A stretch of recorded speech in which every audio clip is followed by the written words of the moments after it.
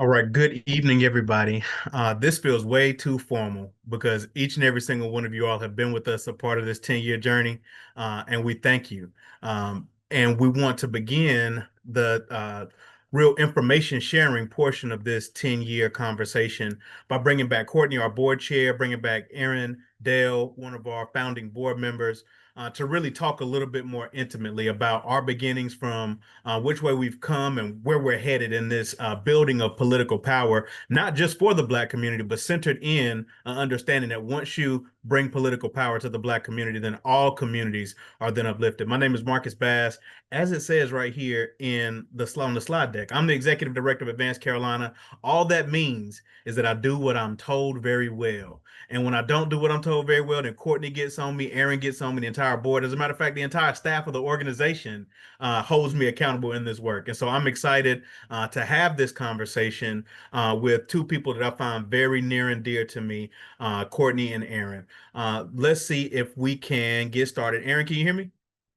I hear you and you sound strong as always.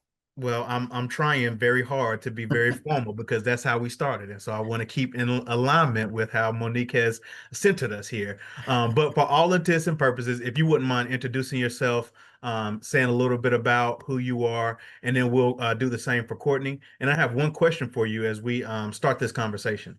Here we go. So you can go ahead with your introduction. Oh, okay. I thought you were going to ask the question now. Okay, Not my quite, not yet, not I yet. was leaning in for the I question. know it, I know it, I know All the way in. I'm it. I'm Erin Dale McClellan. I am a board member of Advance North Carolina. I am the current executive director of the partnership funds and the partnership action funds. And advisory board member of the Collective Courage Fund, and that's within the partnership funds. And then a excited board president for Fertile Ground Food Cooperative in Raleigh, North Carolina. I go by she, her pronouns and give thanks for the original stewards of the land I sit on. That's the Occaneechi Band of the Saponi Nation in Southeast Raleigh. And giving thanks also for our ancestors, beloved Most High. And I'm excited to be here. And we're excited to have you. And a person that needs no introduction at all, but in his own words, would like for him to bring himself into this conversation. Chairman Crowder, good evening. Yeah, I mean, since we're being super formal, and again, I just want to thank everyone for, for this time. And it's hard to think about the decade, and I'm looking at Aaron, uh, and thinking about the moment that we were in. But, listen, my name is Courtney Crowder, board chair, honored to be the board chair, and as to pick up on what Marcus said. All that really means is that I get to spend my days thinking about the strategy, the resourcing, the supporting, the loving on the people who are doing this work on the front lines in our communities who are living out the policy implications that we are concerned about. That's my family. Those are people with whom I worship. Those are my children, my Black women, daughters who I care a lot about, and those that are um, growing up in this space, and what it is that we can do to create, the most the healthiest environment for their empowerment. So glad to have this conversation about where we are today and where we're going, and quite frankly about where we've been. Yeah, thank you very much, Courtney. Now, for those of you that are just joining us, this is the kickoff to the 10-year celebration of Advanced North Carolina.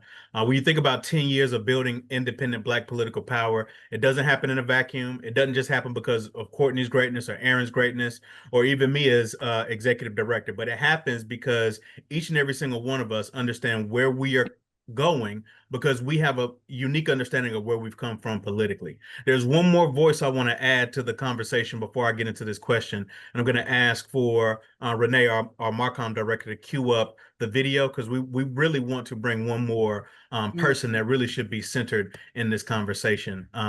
Just give us 1 second and we will Cue them up. What shaped your life? Um, People often ask me like how I got involved in politics, and it started as a child. And I've told part of the story earlier today when we were speaking on the panel. Former mayor of Charlotte, Harvey Gantt, came into my church sanctuary one day in the middle of a Sunday afternoon, and the pastor said we had a special guest, and he interrupted service. He walked down the center aisle, came in there, gave a speech about his running for the United States Senate. Wrote it in applause and walked out. And I was like, whatever that man is doing, that's what I need to be paying attention to. Conan Morgan was just a giant among us. Just 42 years old, Conan Morgan has already left quite the legacy on the North Carolina political landscape. He was never a non-factor. You either rejoiced because he was with you, or you worried because he wasn't with you. He led the way for me to be successful in my first election. And that election was so special because it was being the first Black woman to lead the city. He wanted to be governor of North Carolina. I don't know how many people he told that to, but he told it to me. I could see him, in the future providing advice to presidents. We can't go into this 10-year celebration without acknowledging and recognizing the impact that Conan has had on this entire state, and specifically on this organization itself. We would not be in the position that we are building power across the state of North Carolina if it weren't for the investment of our leadership, and that leadership includes Conan Morgan. And so definitely want to recognize him and acknowledge the role that he's played in the organization and in all of our lives. So I know that's tough to move forward from, and we won't move forward from it. We'll move forward with it. Courtney, Aaron, the question I have from you all, very quickly, I'm going to run through this very quick so we can just get to the answer. In this 10 years of which we've come, and in this first decade, are there any lessons in this legacy that we've learned so far that we should be carrying forward into the next 10 years, next 20 years, next 30 years of building independent Black political power? We'll start with you first, Courtney. Yeah, thank you, Mark, for the question, and thank you for presenting Conan and moving on with it is exactly moving on with his presence and his memory in this moment is something I'm just going to hold that. In terms of what it means moving forward, I think I think one of the things that we knew or presumed early on about building independent Black political apparatus to move forward a platform was how deep the relationships would need to be because of how much trust was going to be required to invest, to spend the time to share the focus and the vision for community and for impact across the state. We knew that it was required for us to show up authentically, to ask questions, to listen, and then to activate in a way that was authentic, to an organization. By authentic, I mean reflecting the values of the community, actioning on the priorities of the community that we were engaging across the state. And we knew that meant and that it would take time and once that trust was established, never letting go of it, continue to build trust, love, impact, and forward motion at every single step. And I think that's a key ingredient of everything that we do. It's the people of Advanced Carolina meeting the people in community and having trust and building trust and building on that trust to have the impact that we want to have. And that's something that we learned over the last 10 years and know that's going to be a key ingredient to everything that we do going forward. Thank you. And Aaron, same question. In this 10 years, what do we carry forward with us to make sure we make it through the next 10 years and beyond?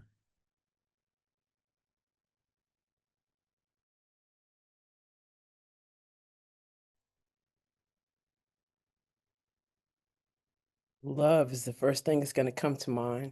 You started with brother.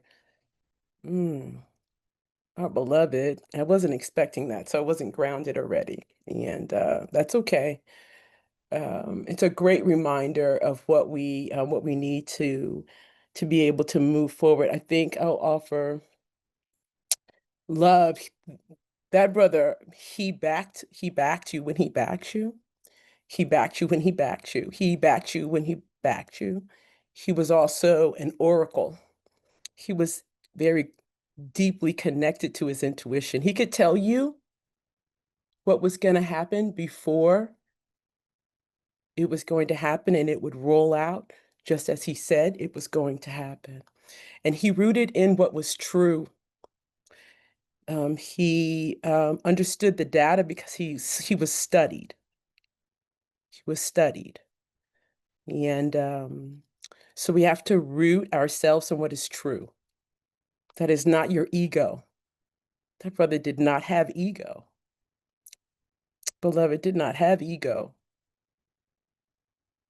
Not in the ways that like he had confidence and assuredness. And that's not ego when you're studied. So that's the other thing, we have to like know our history. Oh my God, wow. Um, I had made some remarks that I just want to share in terms of the context. Are you going to ask what was the context at the time, Marcus, or is this the only question and the time is complete? I need to be regrounded. Give us context, Aaron. Give us context. I know it is heavy. 10 years is heavy, and then our loss is heavy. And so I want to make sure we also rest in that fact, but then also share what you have in regards to context. And this can be kind of our concluding segment for this portion. But share with us the context that you have. Share with us whatever you feel you need to share at this time. Well, thank Courtney, the backbone, for ensuring that we got through to this moment of 10 years. There is no question that your leadership and steady hand have helped many, many, many. And even when you and I have disagreed, brother, I have always known that you have the back of the people. So I just want to say that. And then I wanted to say that in terms of the context for the creation of our beloved infrastructure, we were in the midst of when the Democratic majority had folded and the Republicans had taken over. I think you'll have to give specifics about either one of the houses or both of the houses in 2012, 13. And then right after that, sometime after that, the supermajority, when they got the houses, it was the first time in 100 years for the Republicans to be able to do that because they had been and still are investing locally and in people and around spirit. So I just need to say that around the spirit, what they believe to be spirit, a spirit-led efforts, while we on the left act as if there is not spirit in some ways, or maybe only spirit on Sunday, but it isn't infused in how we lead our movement. And so they were about that work. And at that time, they eliminated the Racial Justice Act. They gutted the public financing legislation. They gutted the community development movement. They like consolidated commerce and they cut millions of dollars from that infrastructure. And that infrastructure at much across the state was led by Black women and was actually one of our core frontline soldier warrior clan folk. So they gutted all of that. And